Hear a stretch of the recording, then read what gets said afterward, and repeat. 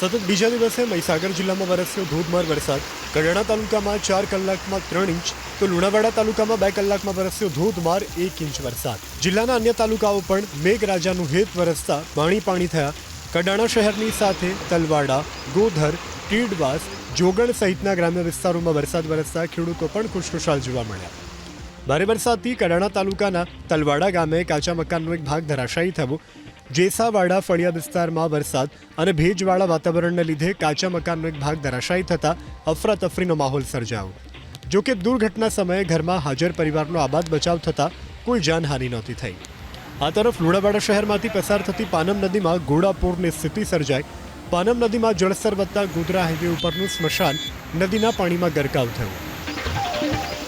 સતત બીજા દિવસે મહીસાગર જિલ્લામાં વરસ્યો ધોધમાર વરસાદ। કડાણા તાલુકામાં 4 કલાકમાં 3 ઇંચ તો લુણાવાડા તાલુકામાં 2 કલાકમાં વરસ્યો ધોધમાર 1 ઇંચ વરસાદ।